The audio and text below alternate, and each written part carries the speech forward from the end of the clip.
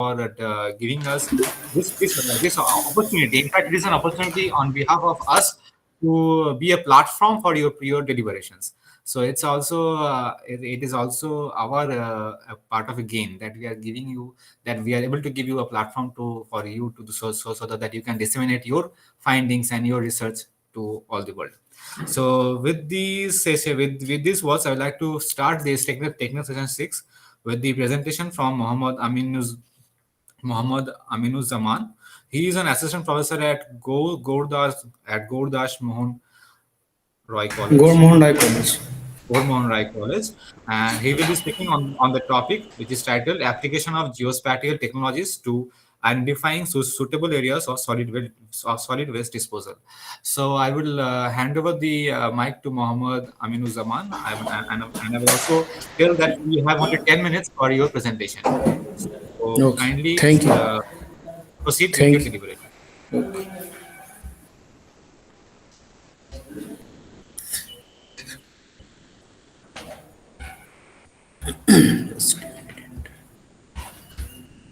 Please present your screen. Wait just a minute. Enter the screen. Hello.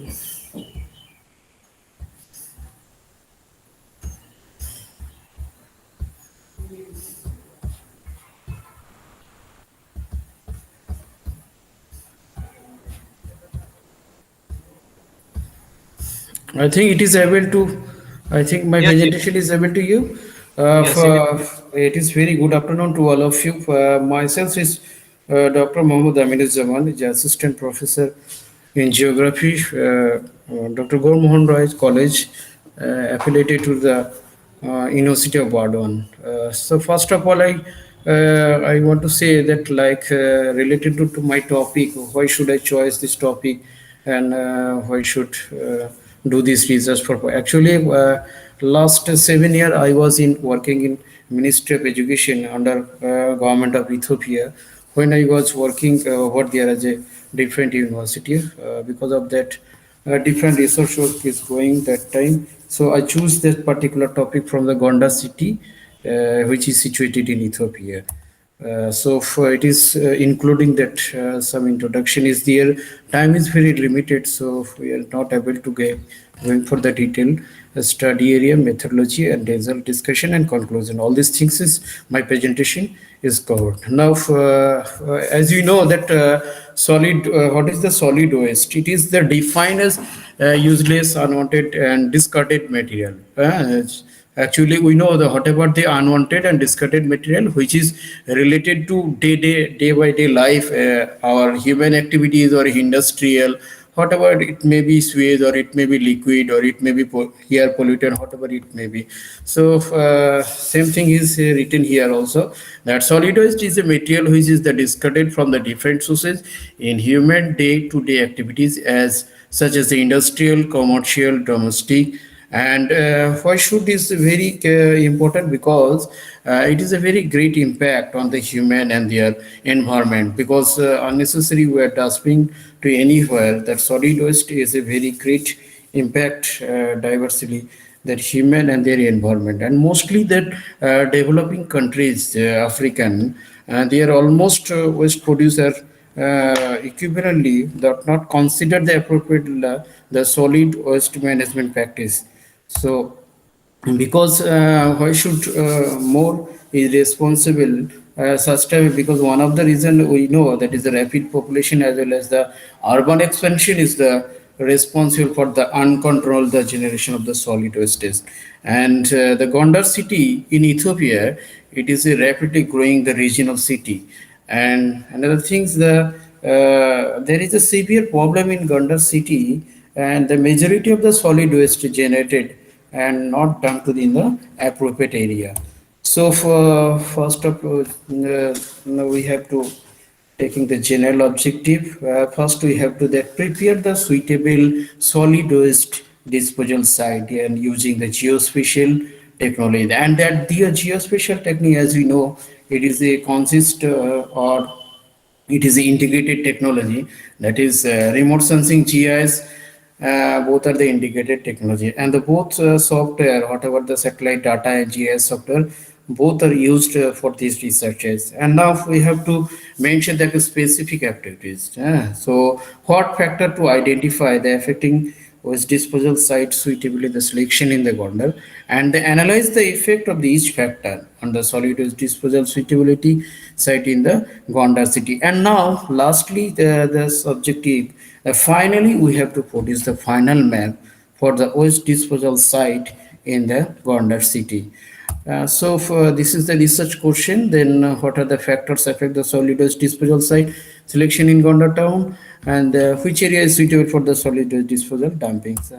Now this is a study area. As we know, as I told, it is in Africa, northwestern part of Africa, which is the 727-kilometer away from the capital city of the Addis Ababa. And the total the study area is covers 300 square kilometer. But the climate is very comfortable and optimal temperature and the rainfall, whatever I know. And it is situated near about the Lake Thana. Why should I mention this one? Because I am live around that Lake Tana, where I teaching that university, Behardar University. So it is near about the 34-kilometer from my university, where I do this work. So this is the data related to the statistics of the population.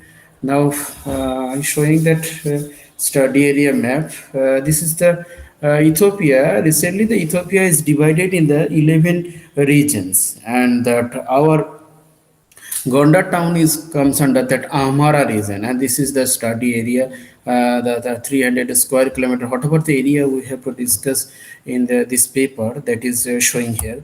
This is the methodology. Actually, as we mentioned in the topic, the geospatial technology. So, as per my concern, we have to use the satellite image as well as the primary and secondary data. Also, we have to use for this research. Basically, we have used the spot satellite image, and we have to use that SRTM dam, that is resolution 30-meter, also used for the Gondar city master plan and the topographical map. And as per the methodology flowchart, we are seeing here that the ETM and the spot image, we have to merge the resolution for the good quality classification of the land, and we need that Gondar master plan, soil map we have to take, topographical map, road map, river map, and the Gondar master plan. So what about the road map and topographical soil map? We have to generate it in the ArcGIS, and that shape file we have to vectorize format, and we have to compromise in the preparing for the LULC or the soil map, slope map, road map, and separately, because all this associated landform which is related to our concern topic. And finally, when we get the land use land cover map, then we have to consider the proximity analysis. So how much area is it is should not be near to the river, should not be near to any protected areas like that airport. So all this condition we have to apply, and that we have used that analytical hierarchical process. We have to give the weight, and on the basis of the multi-criteria decision analysis, we have to use here.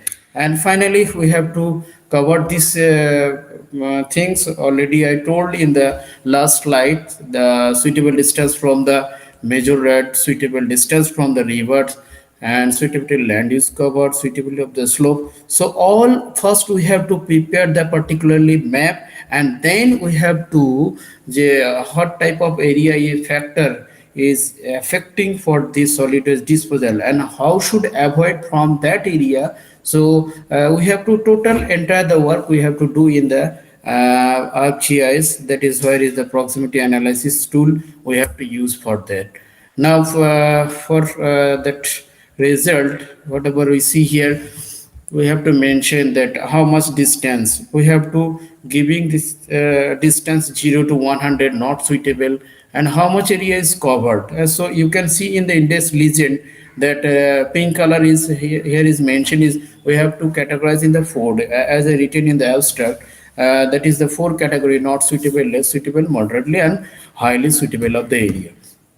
Same things we have to do for the suitable distance from the river. So where we have to dump that waste material. So for in these cases, we have to concern about the river, and it should not be dropped in the river side or pond side. So first we have concern about that whatever the water body is there, we aware about these factors. Then according to that factors, we have to prepare the final map. Now also here is a we covered the land use land cover map. First we have to prepare the land use land cover map on the basis of the satellite data, where we get the classification of the land, and that then which land is affecting for the solid waste and which land is not affected. Maybe somewhere is agriculture is available, somewhere is bush land is there, somewhere barren land is there. So we concern about that particular area. Then we have to finally getting the final map. Now that slope also is a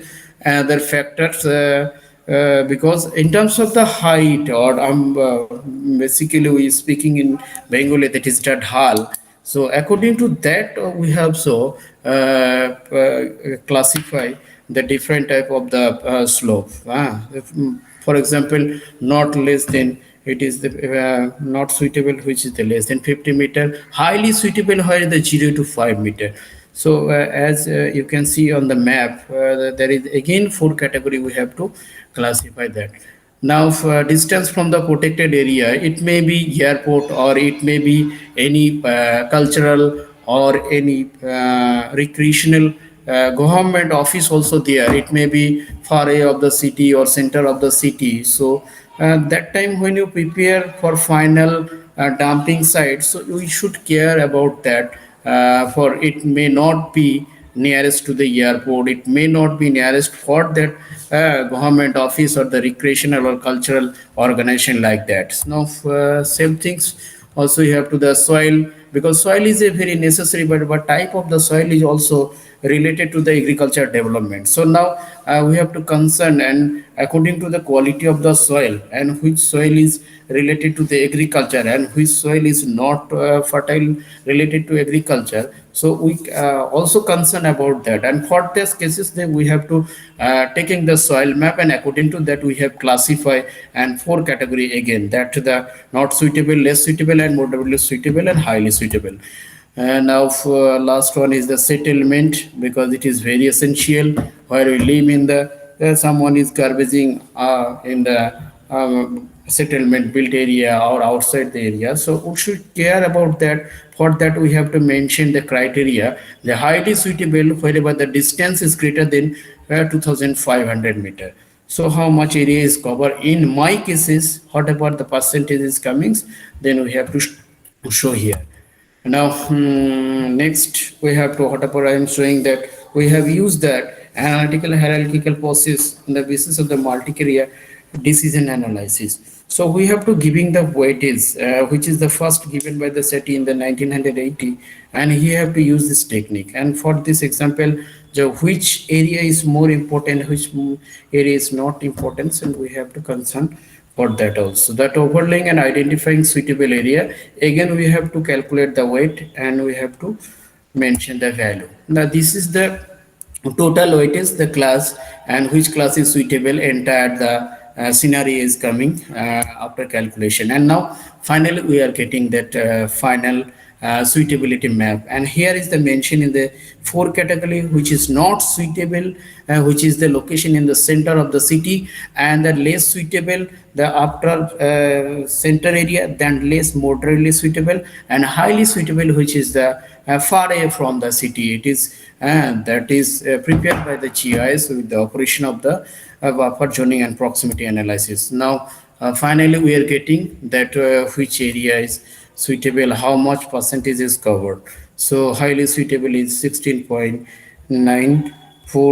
is the highest percentage. It is finally concluded that we have getting that 4 classes, and which percentage is highly, which percentage is not highly suitable, that we are going to. So finally we can say that remote sensing and GIS, which is the integrated software with the basis of the multi-criteria evaluation and the analytical hierarchy process, we can getting the good result for these purposes, because it is very essential for the controlling the dumping anywhere it is very harmful for the human as well as the environmental risks. Thank you to all of you. Thank you, Dr. Aminu Zaman, for your nice presentation. I would like to add something to your talk.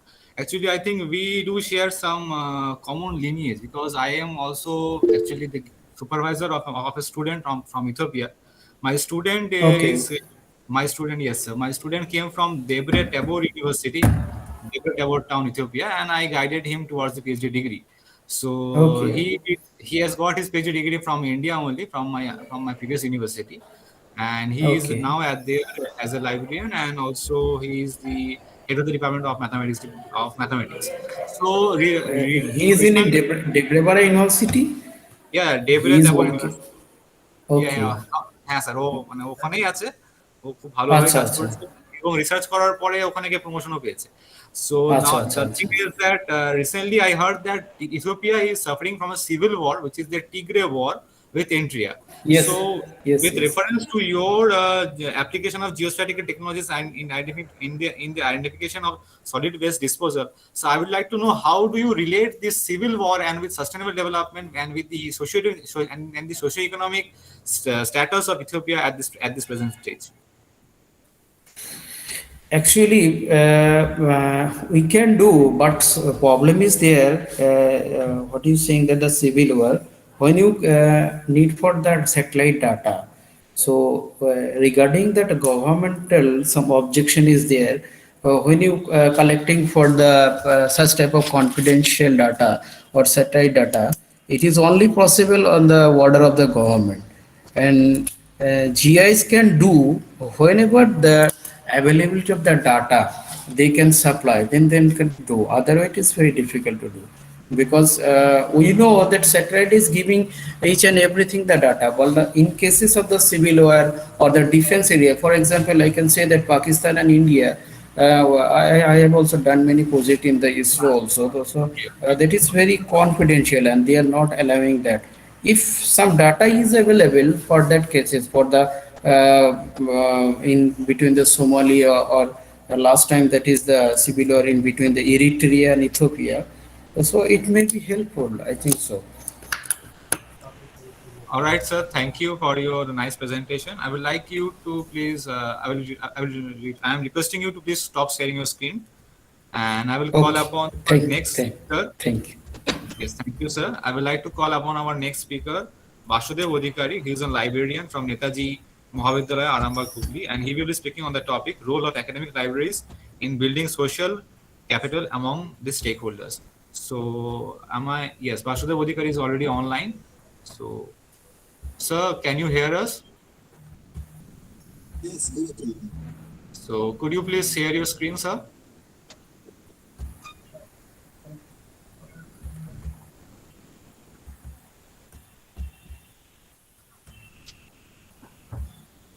Excellent, sir. It is. Thank you, sir. Am I Yes. visible? Yes, sir. You are visible. You can continue, sir. Sir, as the screen shows, my topic of discussion is in building a social capital among although this topic has many commercial terms like the capitals and stakeholders, let me discuss them one by one. Stakeholders of the academic libraries. Academic libraries are the libraries which are associated with the academic institution. And the stakeholders of the academic libraries are the teachers, the students, our non-teaching staffs of the institute, and the fourth is one of the most important factor is the people who are the taxpayers, by whose money the academic institutions used to run by the government. So they are not actually the direct stakeholders of the academic institutions, but if we see indirectly, they are also the part of these, and they should be the part of these institutions. And actually, the libraries, being a service organization must do something, must extend their services to them. Now, the social capital. Capital which helps an individual to lead a better social life is known as the social capital. We all belong to a society. Now, what is a society? Why we, the term comes in? Why we? Because we belongs to different socio-economic strata, different religion, different ethnicity, but we still stay together in a society. So what is the factor behind this staying together? This togetherness, which binds us together. That is the capital, the social capital, with the help of which we can stay together, the social cohesion or social capital. Social capital has mainly three components: trust, norm, and network. Now, this trust is a quality of an individual or quality among the individuals which helps us to bind with one another. So this trust is the basic element of any relationship, be it in our personal level or in our social level. If I do not trust my next door neighbors, so then how can we bind with each other? How can we make a bond with each other? How can we face any difficulty unitedly if we do not have the trust component among us? Another is that norm. Norms are the rules or regulations, which is more formal, not and informal also. That is, the society makes these rules, and if we have to stay in a society, we have to follow these rules or these norms to lead a better life. And the third component of the social capital is the network. Network is that ability of an individual to make friends, to make contacts in a society. So, network building skill. In this digital world, we have many social networking sites. I'm not talking about the social networking sites. I'm talking about the direct face-to-face networking. So, how many friends we are having? How many people we are saying hello, good morning directly? So, this network building skill has two components. So, one is that continuing or maintaining our old network nodes, continuing or maintaining our old friends, and along with that, how many new friends we are making, how many new contacts we are making in a society, how many new contacts we are making in an academic institution. And now I'm going to discuss the factor that what is trust related variables. What should be the trust related variables, what should be the norm related variables, and what should be the network related variables. Users trust the library staff. The trust has two components. So one is that personal trust, interpersonal trust.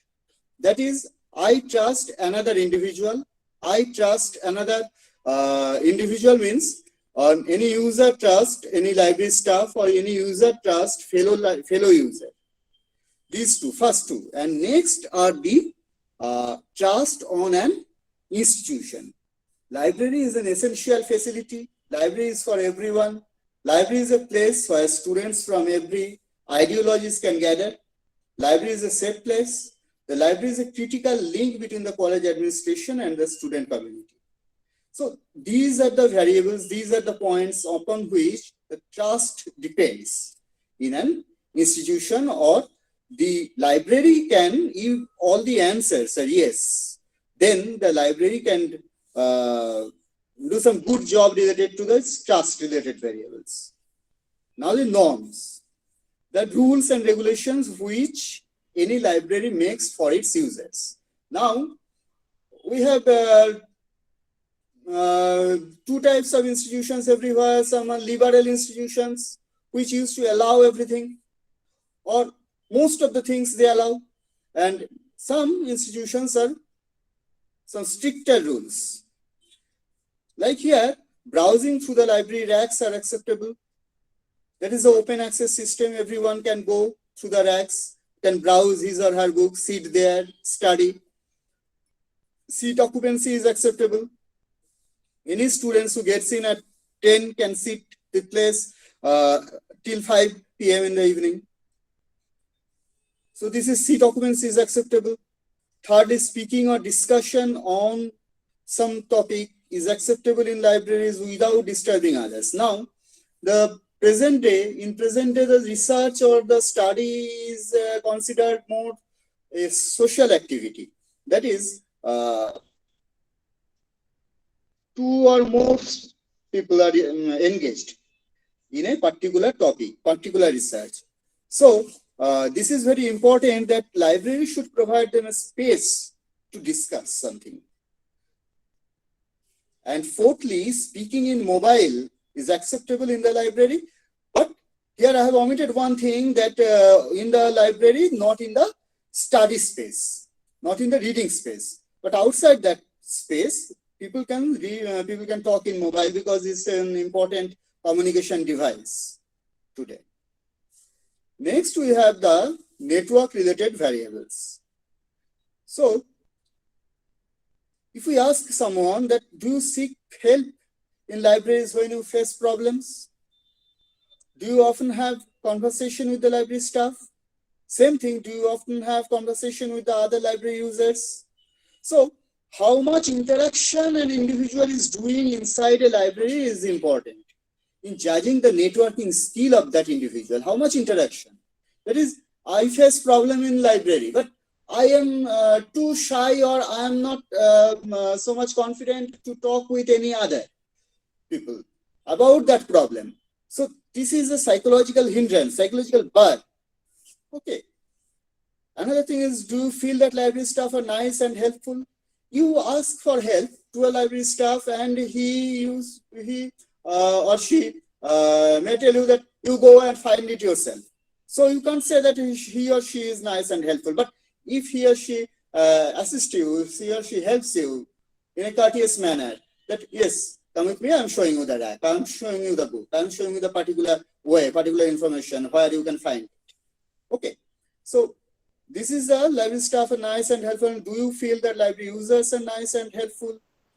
Do you recognize other library users? Sorry to interrupt you, sir. We would like you to wrap up in the next few minutes, sir. It would be very kind of you to please complete your talk in the next few minutes. Okay. So these are the network-related variables. And now, in conclusion, acquiring the social capital, these three, that's the trust, norm, and network, helps an individual to lead a successful social life. If an individual can build good network, if an individual can follow the norms, if an individual can trust others, then he can lead a successful social life. The successful social life brings the social cohesiveness. And this cohesiveness helps people from different socioeconomic, ethnic, or religious backgrounds to live together in a society. And this helps a society to bloom like a multi-petal flower. Okay, sir. With this, I have come to the end of my presentation.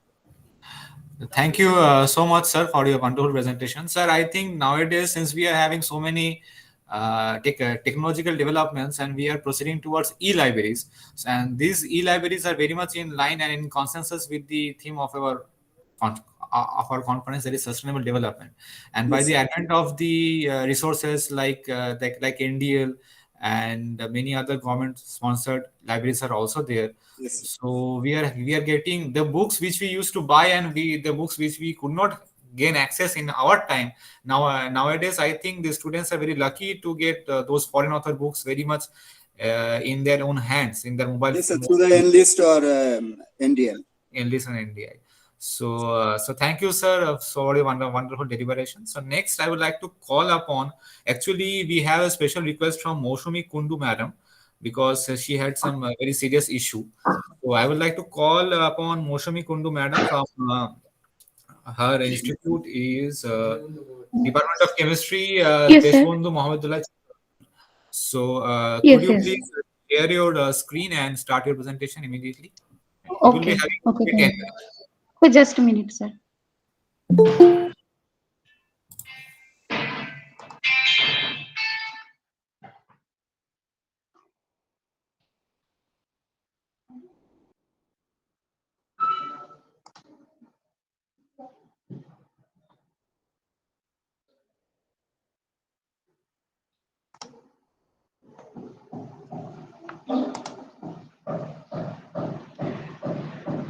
Sir, could you see please my presentation?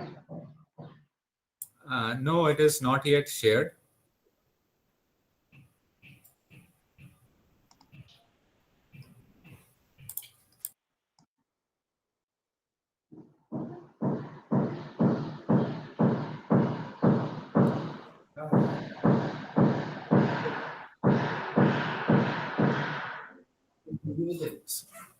Moshumi, ma'am, I think we are also having some background noise from your end. So, okay, ma'am. Ma'am, I would like to, we would like to give you some more minutes for your timing, because for you to set up your ambience and get, and I'm giving you some time so that we can take some other presentations, and by that time make sure that you are ready. So next we will call upon Eureka Mondol. Are you there, Eureka Mondol? I wish to call, then if she is not present, then we will call Preeti Malik. Preeti Malik, are you there? Yes, you are there. Yes, sir. Yes, sir. I'm here. So could you please share your screen and start your presentation? So she is from Department of Commerce and Management, and she will be speaking on a very dynamic topic, that is dynamics of digital revolution on online shopping practices in rural areas of Haryana. This is a very interesting and very the topic is very much in line with the theme of the conference. So I would Yes, like sir. to, yes, you have shared your screen. You can continue. Okay, okay, sir. Thank you. So nowadays we all are very much acquainted with this online shopping practices. Every time we will be opening our Amazon account or Flipkart account to do the shopping. So this very much practical sense in this topic. So you can continue. Okay, fine. Okay, sir. My screen is sharing now. Yes, your screen is being shared. Okay. Continue. Okay, sir. So my topic for today's presentation is digital revolution and online shopping in rural areas of Haryana.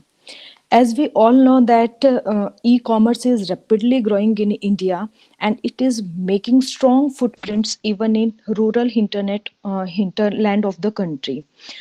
Today, even in remote rural areas, the demand of global brands and items is increasing because we have huge range of variety available on digital platform. The vendors as well as shoppers still now are not well aware about all these items.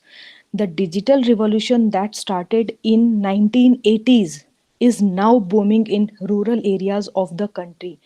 And as we all know that COVID-19 has severely affected the global population, to slow down the rapid spread of the virus, most countries dramatically restricted social life. These restrictions, as we all know, that ranged from bans on large events and the closure of schools as well as universities to a temporary shutdown of the economies.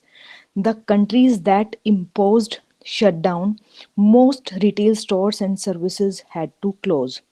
Retailers to survive that time put much effort into building, improving, and promoting their online stores. According to a survey that was conducted by Amazon and Advertising in July 2020, 42% of Indian active internet users are shopping online during COVID-19 pandemic, with nearly half of those being first-time online shoppers. Consumers even from rural areas have turned to digital platform for their grocery shopping, banking needs, and virtually everything else. Today, even in remote rural villages, the demand of global brands is increasing day by day, and total wireless subscribers in the country are 1180.9 million, And among these subscribers, rural subscribers are 535.7 million against urban subscribers of 645.2 million. And I think rural subscribers increase in global pandemic. The number of wired internet subscribers in the country are only 3.15% as against 96.7% of wireless internet subscribers. For the present study, Haryana state has been selected, and as we know that more than two-third population of Haryana state resides in rural areas. For this present study, the entire state has been categorized in 6 administrative regions, namely Ambala, Faridabad, Gurugram, Hisar, Rohtak and Karnal. Among these administrative regions, one district Rohtak has been selected for the present research work. District Rohtak has been further categorized into 4 development blocks, and from each block, villages have been selected as per the ratio of total villages in the block. And from each selected village, about 30 respondents have been interviewed for the present study. The objective of my present study is to assess the dynamics of digital revolution and online shopping in rural areas and to suggest measures to further boost the online shopping in rural areas. And the present study is based on primary and secondary data sources. And the present research work, primary data has been collected through a questionnaire surveyed, and secondary data has been collected from different websites and reports. If we talk about statistics of rural areas of Haryana, the number of internet users are rapidly increasing at a global level, and India stands in the top countries having large number of internet users. In 2015, number of internet users in urban areas were about 216 million in comparison to rural internet users of about 138 million only. In 2018, the number of internet users in the country increased by annual growth rate of about 18%. But the penetration of internet facility in both urban and rural areas represent a contrasting picture. In urban areas, the penetration of internet facilities grew by 66% as against only 25% in rural areas. According to a report of Oshocham in 2016, more than 50,000 villages in India are still growing without any form of mobile internet connectivity, mainly due to commercial non-feasibility of raising infrastructural facilities in these villages. And if we talk about growth rate of internet subscriber from December 2020 to March 2021, then total internet subscribers in India is 2.3%, 30%, and in Haryana, out of these, in Haryana 2.75% growth rate has been witnessed. And just as the urban centers in India, the rural areas are also witnessing significant transformations in access to internet based facilities. About 2 decades only, the BSNL was the leading telecommunication provider in rural areas of the state. The number of broadband based internet centers are very few, thus, the sole dependency lies on these centers for any internet based service or communication. Now, in villages with nil computer knowledge possess, they have smartphones. The villagers not only operate the smartphone but also buy products online through various online shopping platforms. As per reports in November 2019, the number of internet users surpasses the number of users in urban areas. There were 227 million internet users in rural areas in November 2019 as compared to 205 million internet users in urban areas. Percentage of rural internet subscribers in Haryana is 44.38% as against national average of 44.7% of rural internet subscriber. And if we talk about rural social structure and digital transactions, the rural area, the country are very known for their unique cultural practices. The gender and class disparity among various social groups in rural areas are some of the major reasons of hindering the rural development in the country. Though after the inception of digital revolution, the above gap has minimized up to some extent, but still in various parts of the country it is a matter of concern that possession of mobile and similar gadgets is determined largely by gender of the holder. The study area to most of online shopping customers are male users. Female ratio of online shoppers has been found comparatively more in villages which are lying very adjacent to the urban centers. At all India level, number of male internet users are almost double the number of female internet users. Out of total internet users at national level, female comprise only 35% while male internet users are 65% of the total internet users. In rural areas, the gap between male and female users further increases. In rural areas, only 31% users are female internet users against 69% male internet users. So, at the end, we can say that the impact of digital revolution may be easily traced in rural areas of Haryana, and number of internet users are increasing manifolds in recent decades of the state. The participation of youth in online transactions had increased. E-shopping firms are now searching new methods and techniques to increase their footprints in the rural areas of the Haryana. In Haryana, online shopping is becoming more popular due to vicinity of the region of the national capital. Thank you so much. Okay, thank you, ma'am. Thank you, Preeti, ma'am. Ma'am, actually, main thing is that we need to teach the farmers on how to use the online shopping platforms to sell their own products, to sell their whatever they are making Agricultural products. हाँ agricultural जी products जो हम Yes, लोग sir. बना रहे हैं, जो खेती वगैरह जो हम लोग कर रहे हैं ना, खेती बाड़ी में जो लोगों को वो लोग फार्मिंग में अपना जो ये कर रहे हैं वो सब उनको कैसे रीच करेंगे थ्रू ऑनलाइन मीडिया एंड कैसे वो डीलर्स को हैंडल करेंगे, how how means how they are going to sell their products to the consumers. तो वो जो गैप है वो गैप भी हम लोगों को देखना पड़ेगा थोड़ा सा, है ना, Yes, कि sir. Yes, sir. Sure. Yes, how sir. exactly the farmers will be using our digital technologies and selling their products not only to their locality but also इनकी हम लोग का मेक इन इंडिया कैंपेन चल रहा है, we Yes, sir. have to, and that is voice for the local, ये भी है ना।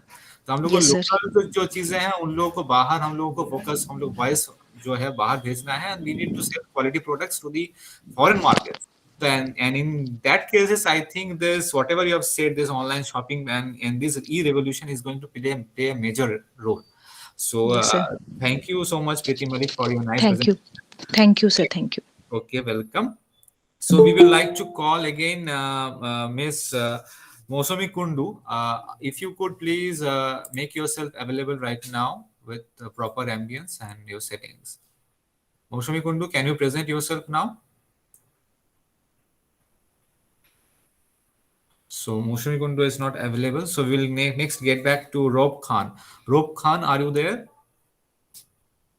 Yes, Rob Khan is there. So Rob Khan is a scholar from Vidyasagar University, and he will be presenting on examining the impact of demographic factors on greenhouse gases emissions in India. So Rob Khan, the mic is over to you. So you are ready to carry on with the presentation.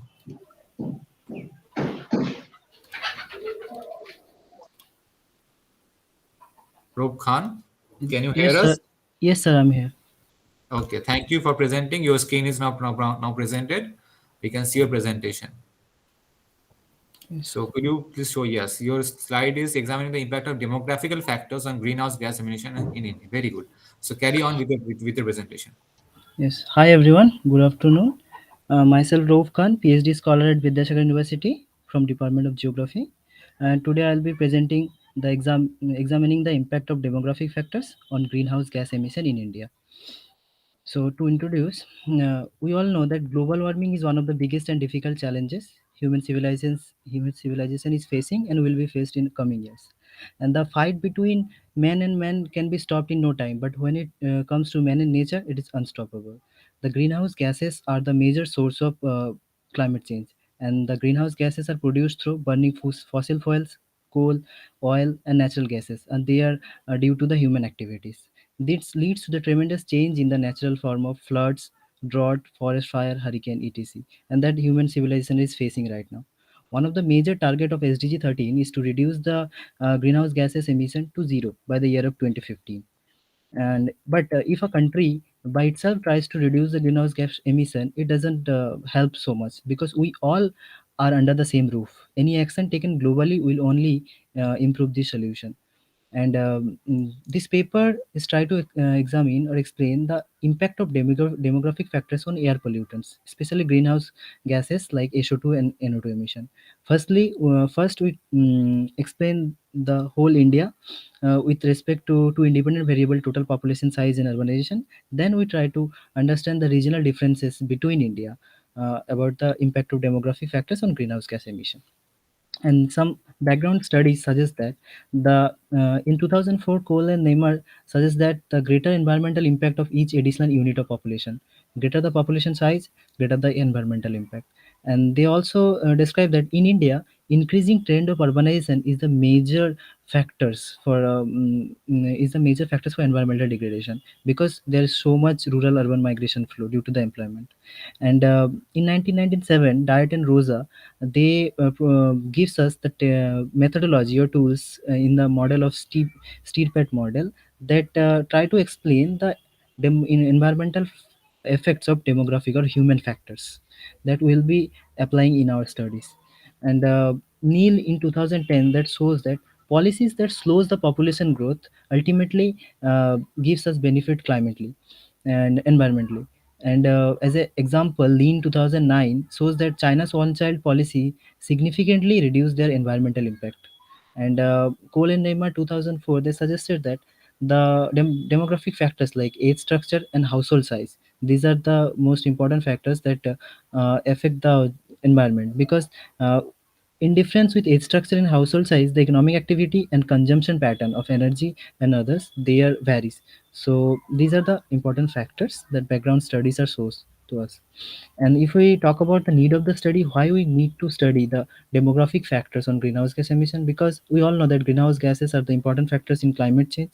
And as example, the melting of Himalayan glacier changes the Indian monsoon and pattern, and that shows the vulnerability of India to the climate change. And India is world's third largest emitter of greenhouse gases globally due to the recent increase in the electricity. And due to this growth of industrialization and urbanization, the growth in fossil fuel consumption also increases. As a result, the ambient air pollution like carbon dioxide, SO2, NO2 also increases in the atmosphere. Uh, Very few studies are considered the impact of demographic factors on the greenhouse gas emission. Some of the studies only discuss about the carbon dioxide emission, but that's why we need to bridge this gap to study about the other pollutant like SO2 and NO2. So this is the need for the study. And if I try to explain the major objective of our presentation today is to understand the important demographic factors affecting SO2 and NO2 emission in India, and to understand the region wise important demographic factor regional differences about the SO2 and NO2 emission in India.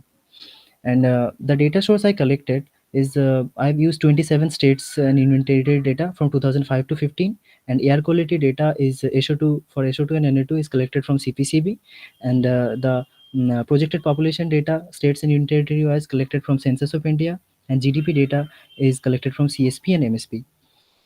So now, if I talk about the methodology to link between human action and environmental impact, this is difficult. But in 1970s, Elric and Holden produced the introductory establishment relationship through their IPET model. I is environmental impact, and P, A and T. P is the population, A is the affluation, and T is the technology. The population, affluation, and technology multiple effect is sourced through I, or environment. But this is a very simple model, because the environmental impact about these three terms or factors cannot be simply measured by the multiplication, because there is so much interaction factor effects is there.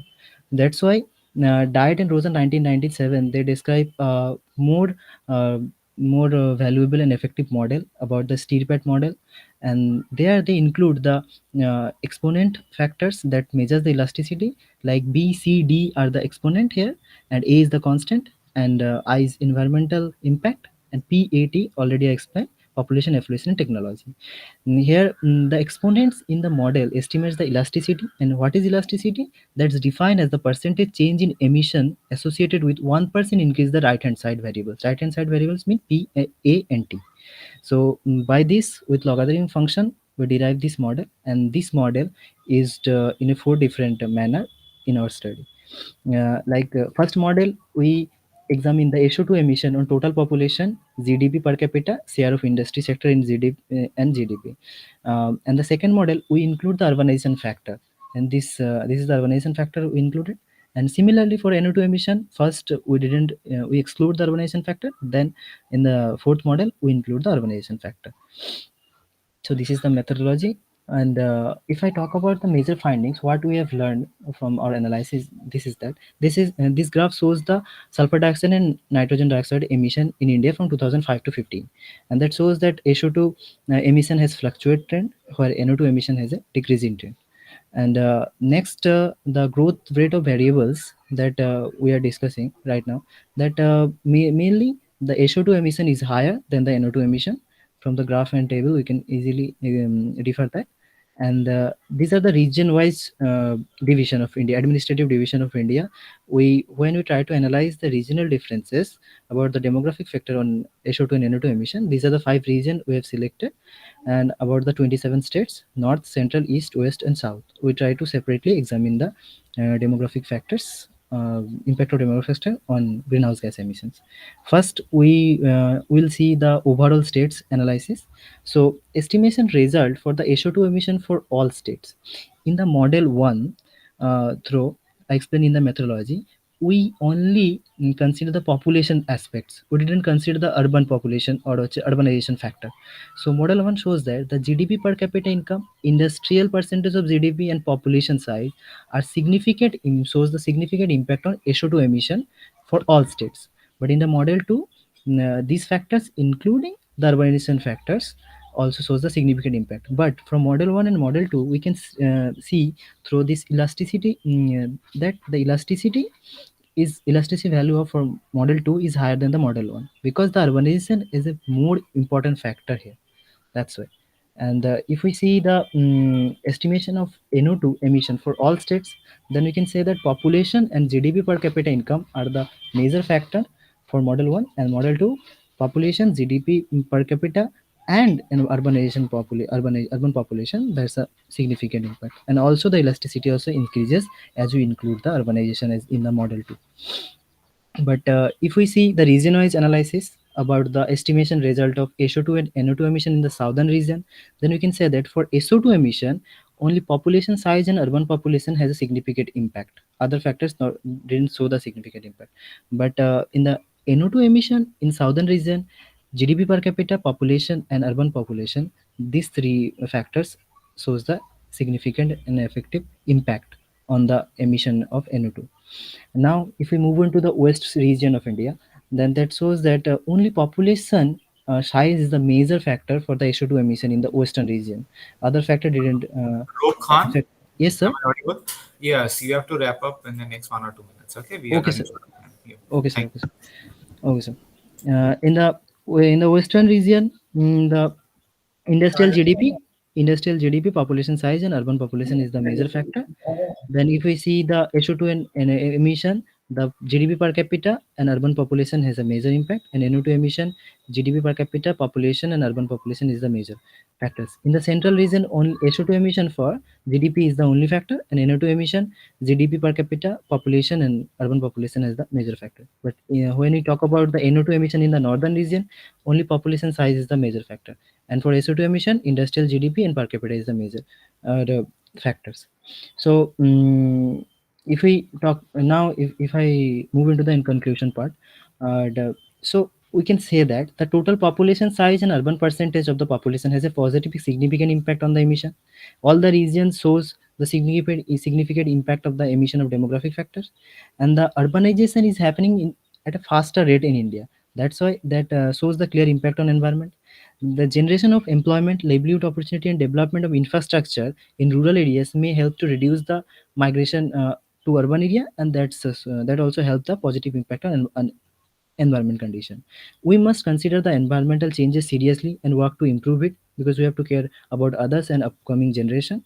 And we must successfully follow the SDG 12 target that ensures sustainable consumption and production pattern. We didn't have the sustainable consumption and production pattern. If we can achieve that, then SDG 13 target that reducing the greenhouse gas emission to zero by year 2015 will be achieved. And there is some limitation in our study that we only consider the 10-year time series data, but if we can explain it to the different time period, different zone, then we'll be get strong evidence.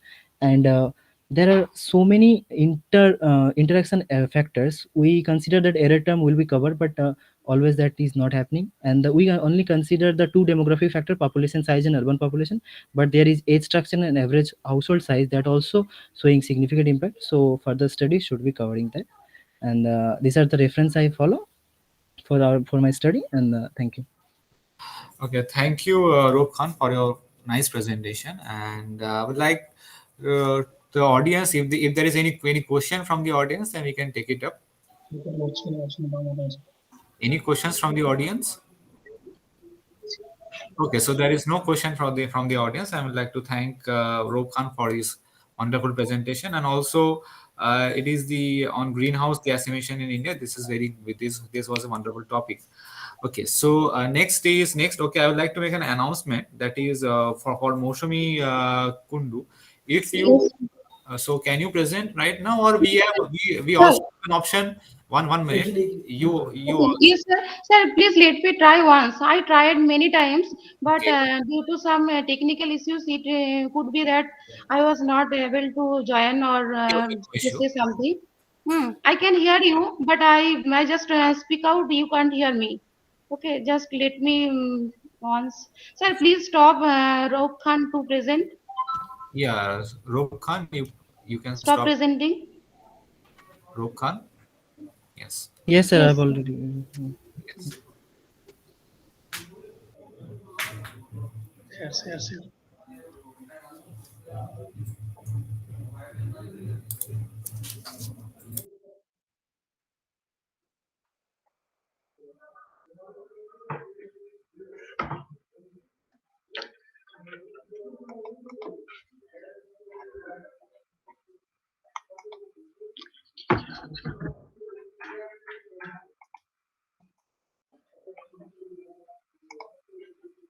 তোমাকে পিপিটিটা আগে minimise করে রাখতে হবে।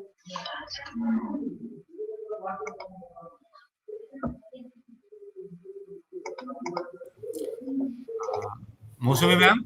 Yes, Hello. yes, yes, sir. 1 minute. Don't get nervous. Actually, if you can send us your video, then it's also good. You can just send us a video of your presentation and the link of it in Google Drive. Sir, I can send my PPT through mail. No, not your PPT. We require your video. If you can make a video of a presentation, then it will be very very good.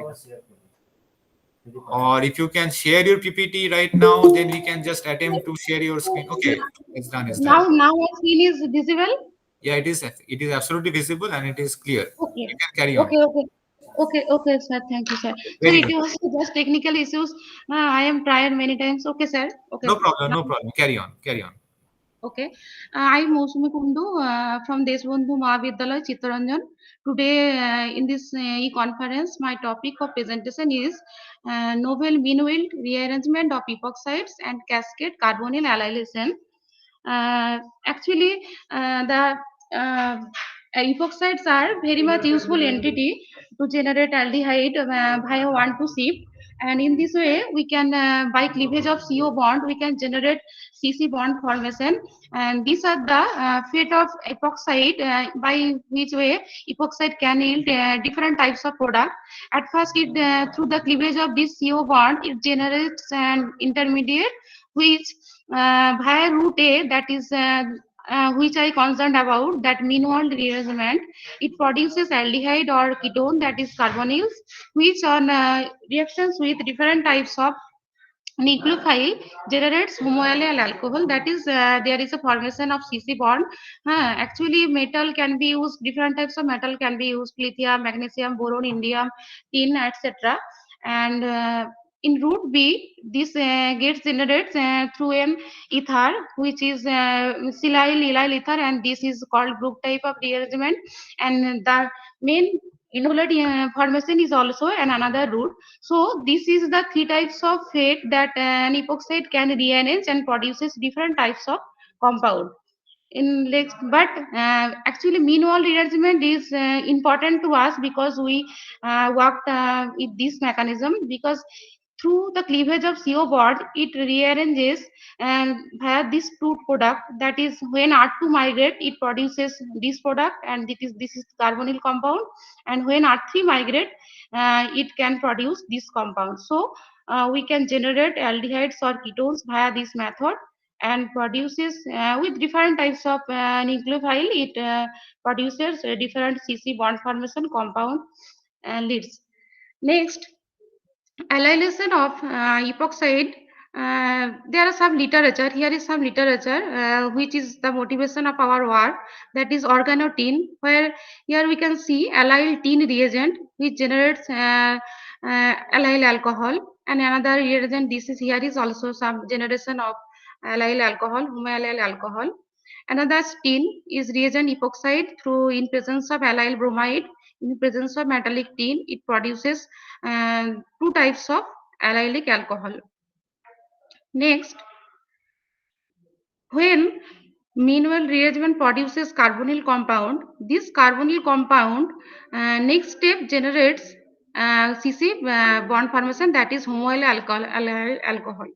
At first, epoxide rearranges to some aldehyde and ketone, which on reaction with, here this is also some literature. Here they used indium as an catalyst, and PbS3 catalyst, and produces allyl alcohol. So in these two slides are the literature. Next,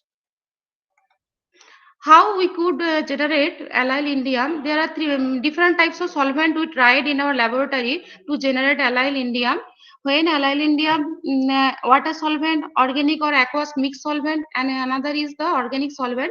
And there are three types of we can see this generation by proof by animal study, which is not included here due to shortage of time.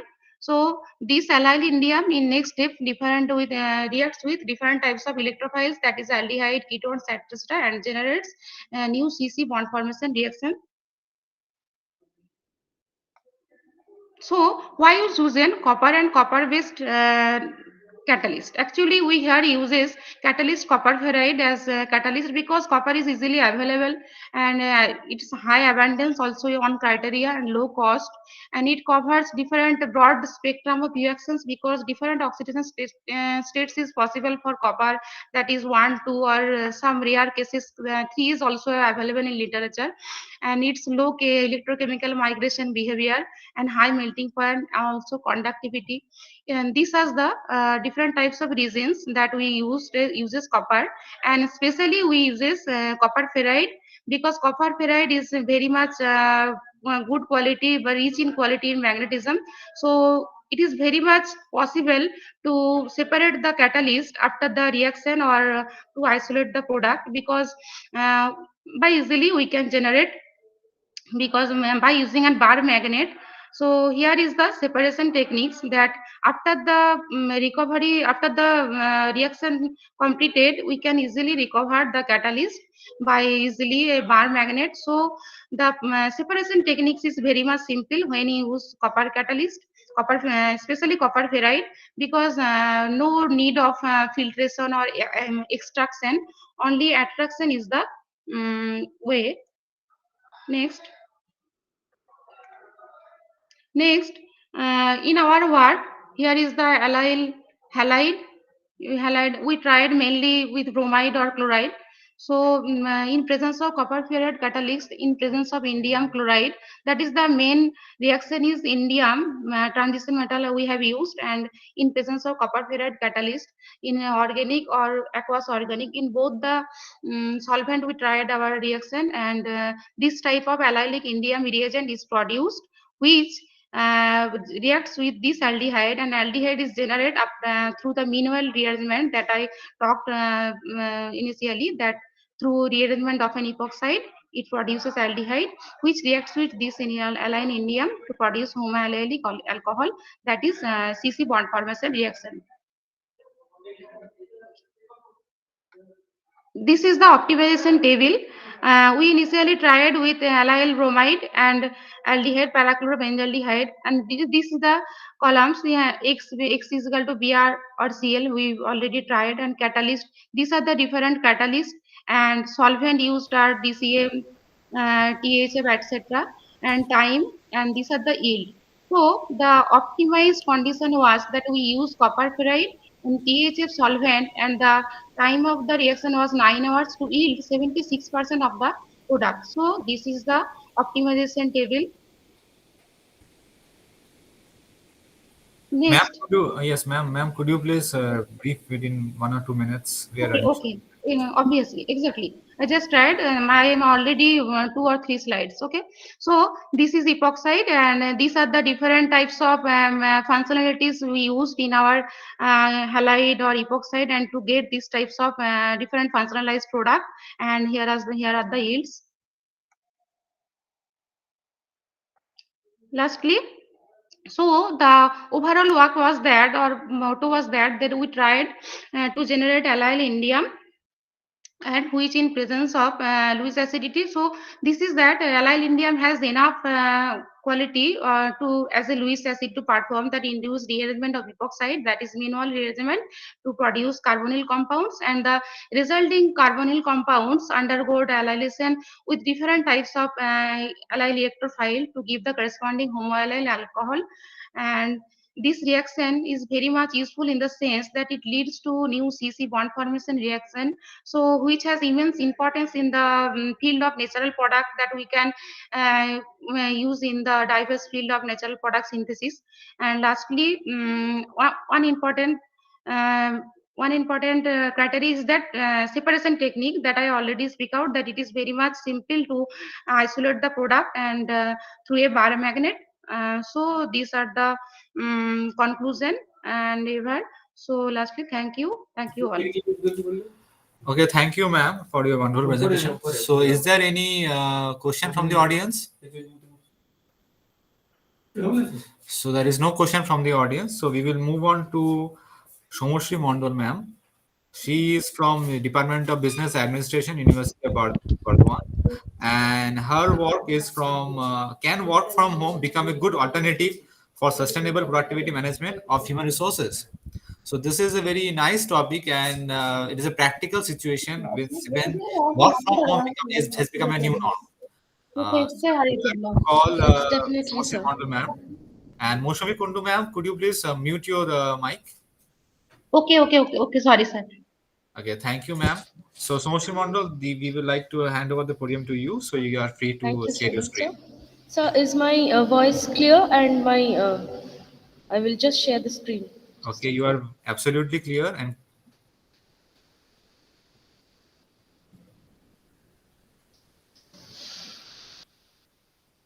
Is my screen visible to all of you, sir? yes, your screen is being shared. Yes, your screen at present it is totally visible, clean. Okay, you can carry on.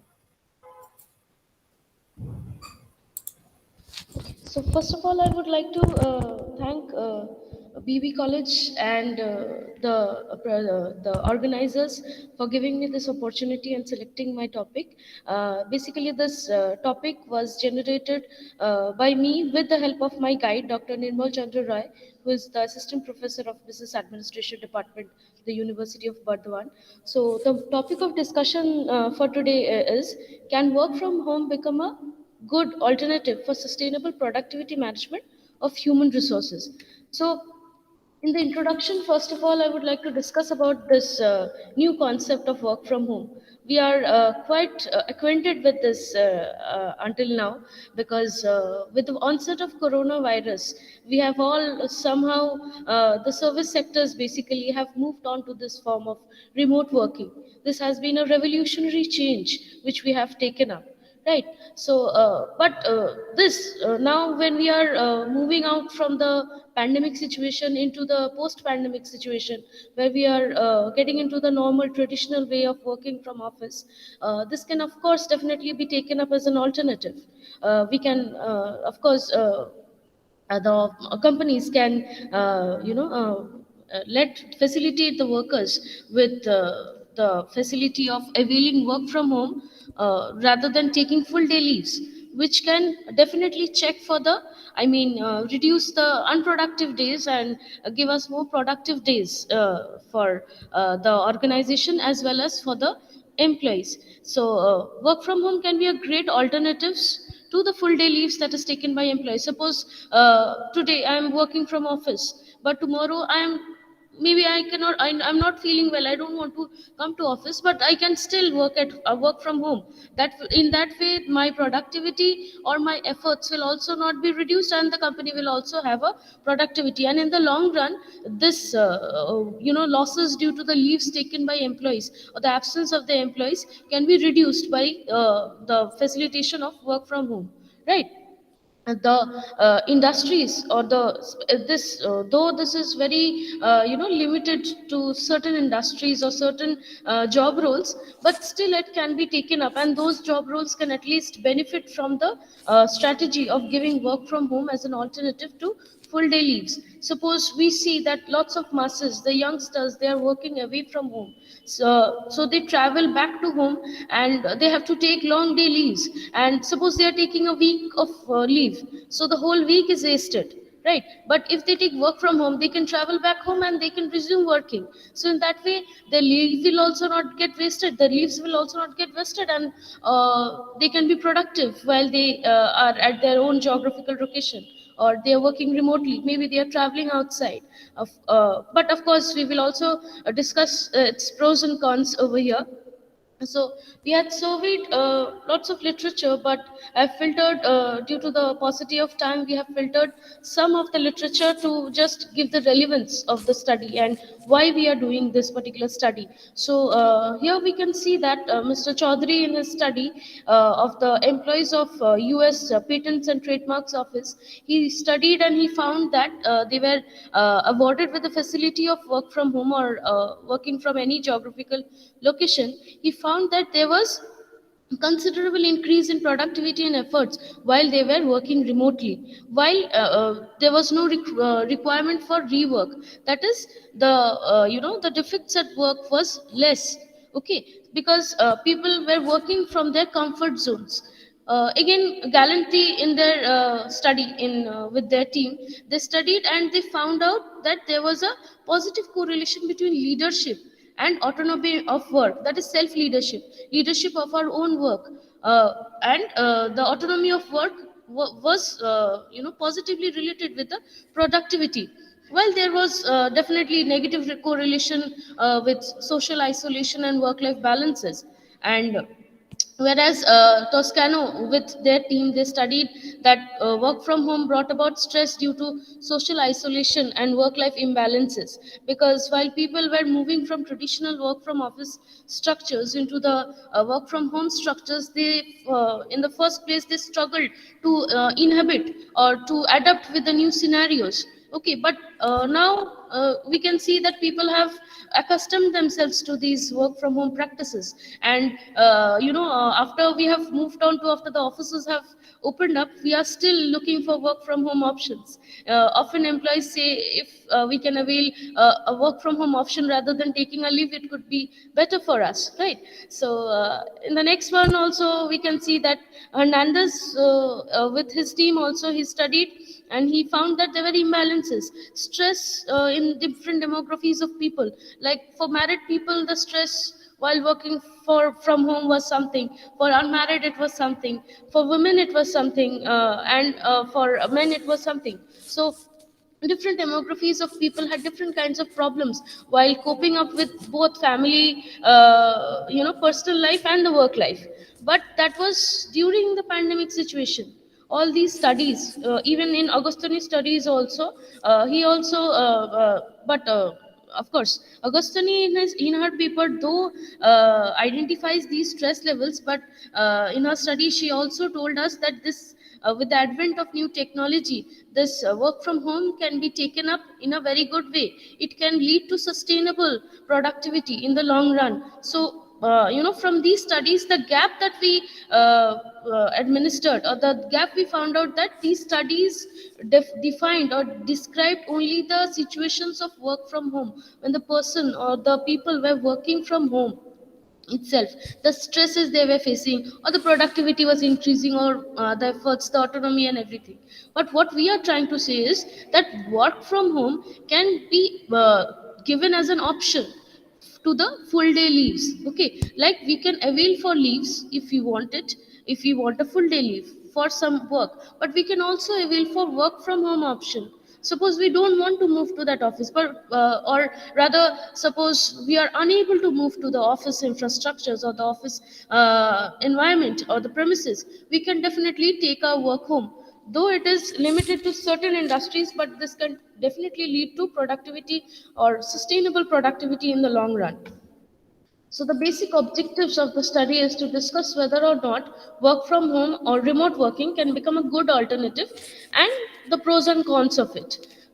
So the methodology we followed is a descriptive nature at this point of time, and it was definitely based on the secondary sources of articles, blogs, newspapers, etc.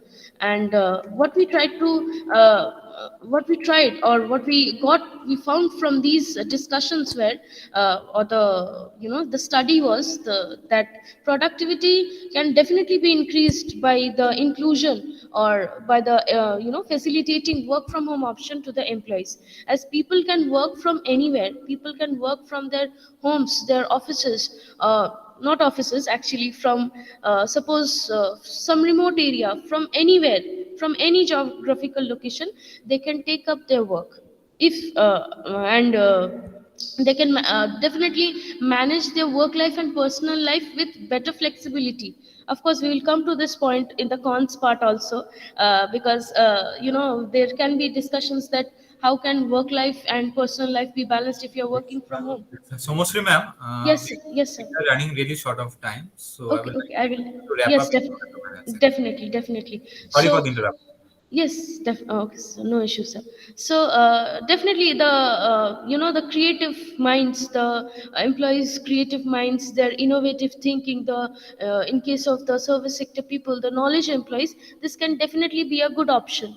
They can be at their comfort zone. They can be at any geographical location, and they can do their work without wasting a day of their job, or without wasting their productive days. And even for the organization, it can be very beneficial.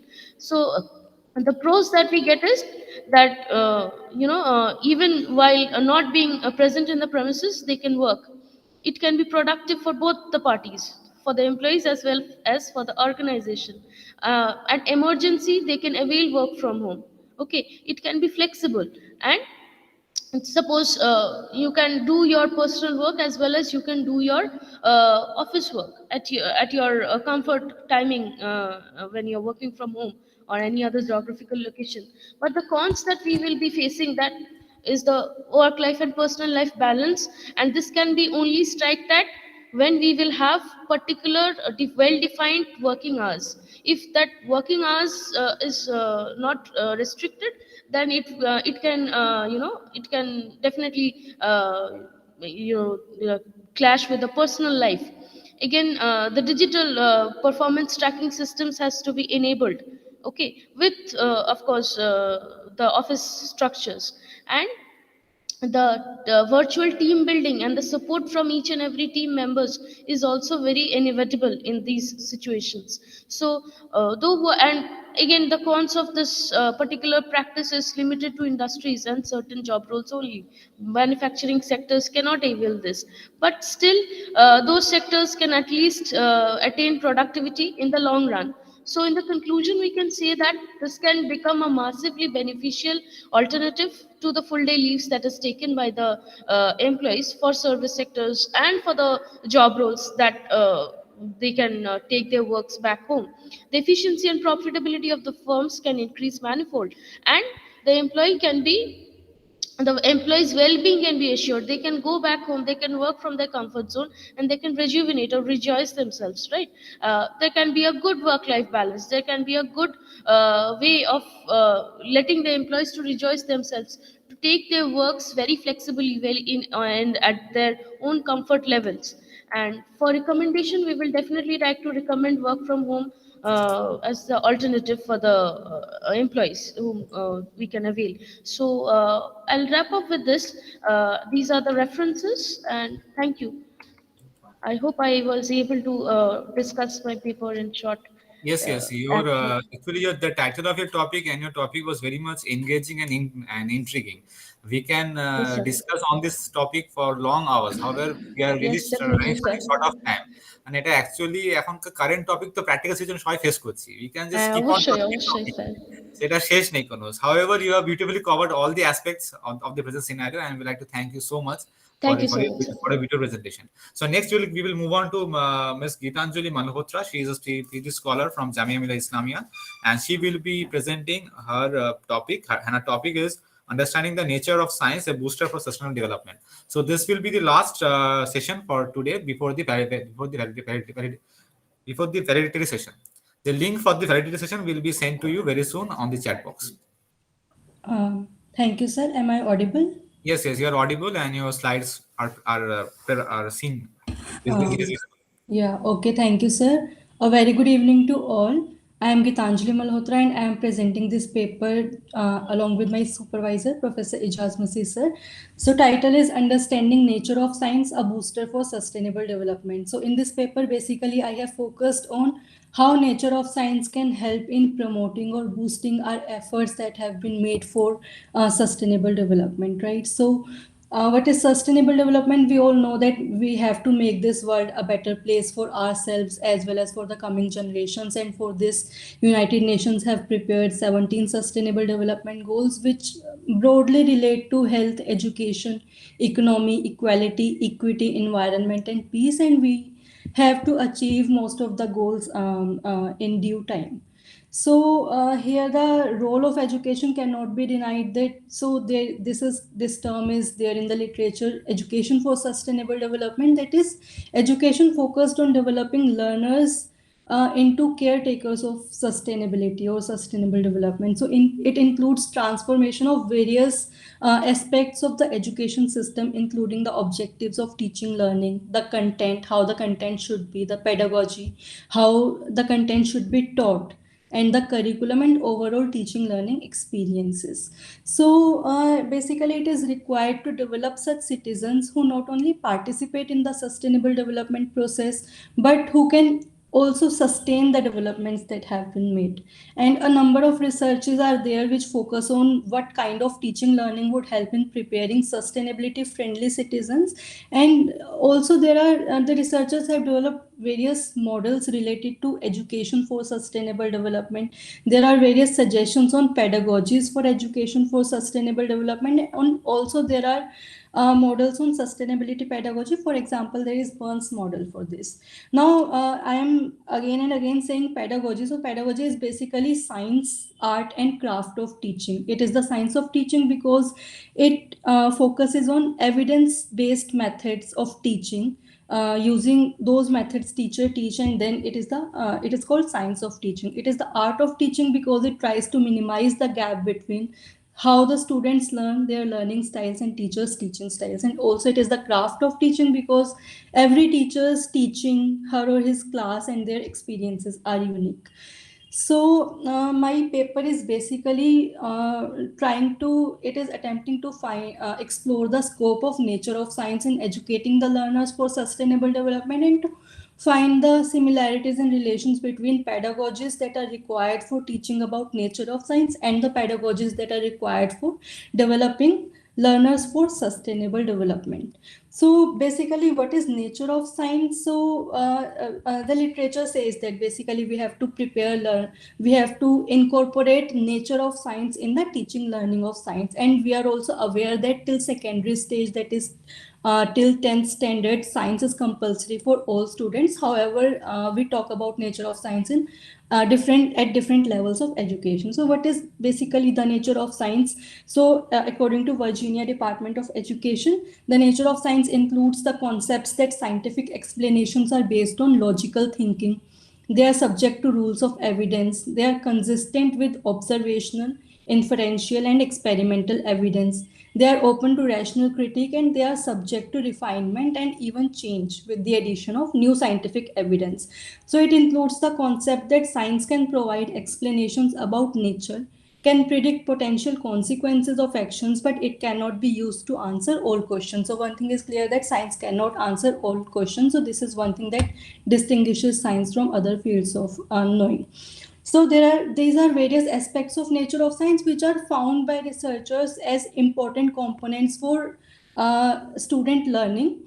So basically, that science, the role of empirical evidence, that science demands empirical evidence. The explanations or the results are accepted only when they are based on some empirical evidence. So science involves creativity. It is tentative that scientific knowledge can change based upon new data, new technologies. So it is not something fixed. And there are multiple methods of doing science. Like, it does not only include the laboratory method, but there are natural observations, there are controlled observations, there are trials and errors, there are discoveries.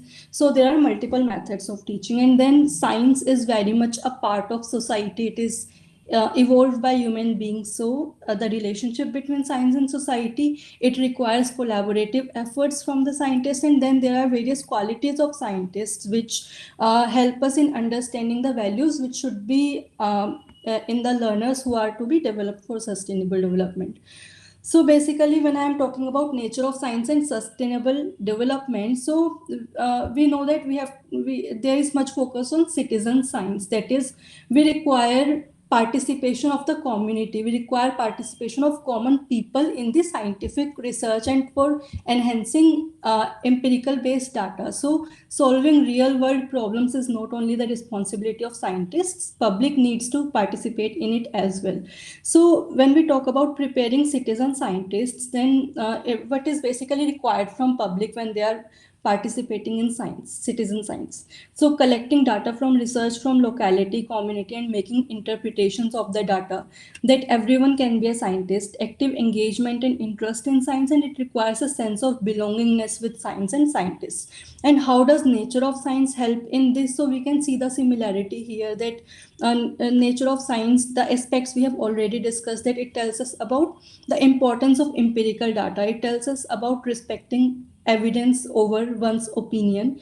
Nature of science teaching learning ensures students' interest in science, and it portrays science and scientists as products of human culture and society. So basically, it has been seen that students at younger stages, they hold many myths related to science. That, for example, mainly scientists, they consider that scientists are someone very different from the common people. So it is required to portray them as well as science as part of society. So earlier I talked about qualities of scientists. So these are various qualities, that honesty, objectivity, respecting evidence over personal belief, openness to change the opinion in presence of alternative evidences, openness to multiple methods of scientific research, and there are skills to perform scientific investigations, to present the results in a comprehensive manner, working as a team in collaborative efforts, and respecting others' opinions, especially when working in teams and collaborating for research. So these are nothing but the values to be developed among citizen scientists. So development of citizens who can participate in decision making, research, and democracy by raising relevant questions with their views based on empirical data, rationality, and by choosing objectivity and over subjectivity. So we can see that the qualities of a scientist, so when learners are engaged in the nature of science teaching learning, then these qualities can be developed among them, which are ultimately the values which are required from citizen scientists or from the people, future citizens who are expected to take part in science.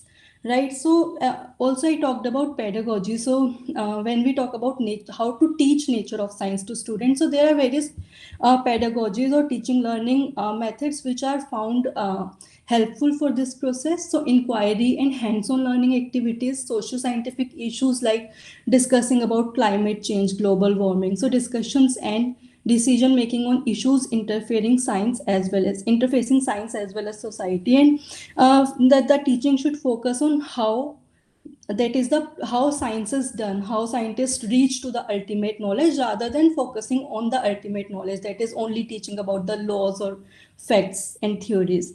And then problem solving, problem based learning, helping the students in experience how scientific knowledge is developed. So helping them to participate in activities, learning through activities and learning through experiments, and constructing knowledge based upon inquiry. So these are nothing but the pedagogies which are there in the literature. These pedagogies are found helpful for developing sustainable friendly citizens also. So what kind of science should be portrayed to students during teaching? So it is normally in the literature, it is seen that mostly when science is taught to students, mostly the facts are focused. Like we teach them numerical, we teach facts, we teach different theories and laws. But it is said, but how the science should be taught? So science as it actually is, as it is practiced by the scientists, not only as facts or end products. Science is a way of thinking. So we have to develop a particular way of thinking as a scientist, and science as a way of doing things, that using various methods of scientific investigations. Teaching should be such that which can help learners generate their own evidence-based explanation. So we should not directly tell them that this is their final explanation for an experiment. For example, we should help them reach to their own explanations which are based upon the data they have collected. Then also teaching of science has to be adventurous, imaginative, full of creativity, and we have to teach them that scientific knowledge is tentative, subject to change based on new data or new technologies. And also science should be portrayed as public knowledge. It is required by the entire society, not just by the scientists.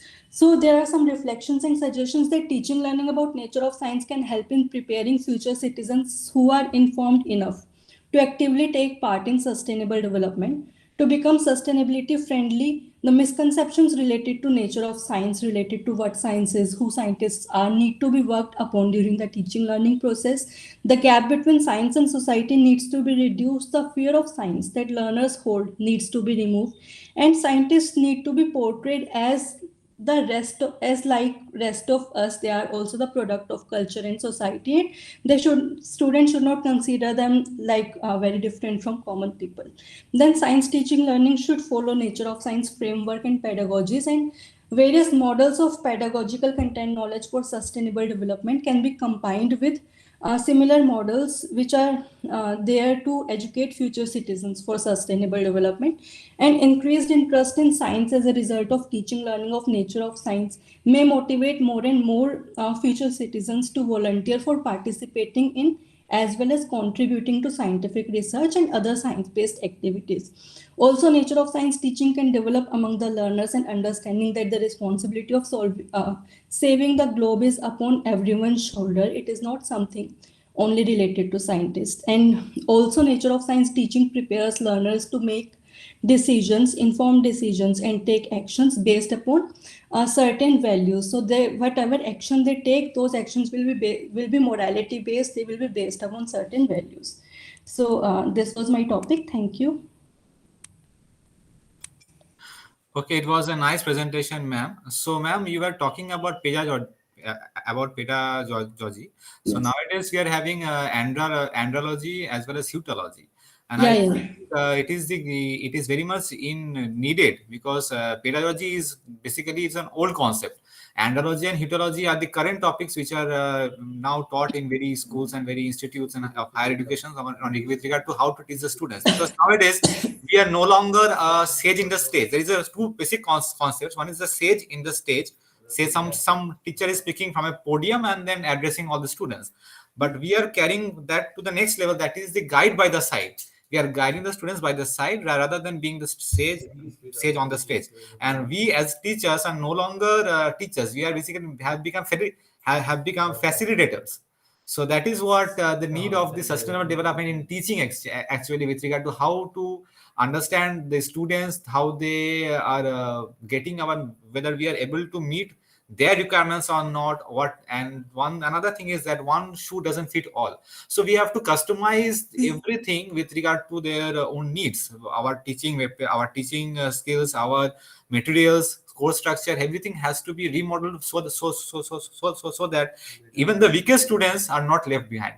So, is there any topic? Sorry, is there any queries from any of the participants? Very well said, sir. Actually, you have added much more to whatever I talked about. So, thank you, sir, for adding. And yes, definitely, we need andragogy. And there are different terms. Basically, what they focus is that teaching has to be learner centered. It should not be teacher centered, right? That is with learners. Thank you, sir. Yeah. Exactly. Okay. Okay. Thank you all the participants. So now we will move on to the validatory session, and the link for the validatory session has been provided in the chat box. So I will like to request all the participants to kindly move on to the next link, which is given in the chat box, and where the validatory session will be proceeding very soon. So thank you all the participants for joining us in this technical session 6, and we will again meet in the validatory session for the closure of this international conference. I again thank all the delegates for their wonderful presentations and their time and efforts in building those abstracts and sending them to us. You will all be receiving these certificates, though the participants who have joined and the presenters who have presented their papers will all receive their certificates in their email IDs very soon. So let us carry on to the next session via the link. I will be signing off myself, Swarti Shorkar. I am the joint convener. I will be signing off from this link and joining back again in the link provided for the last session. That is a vote of thanks and valedictory. Thank you all.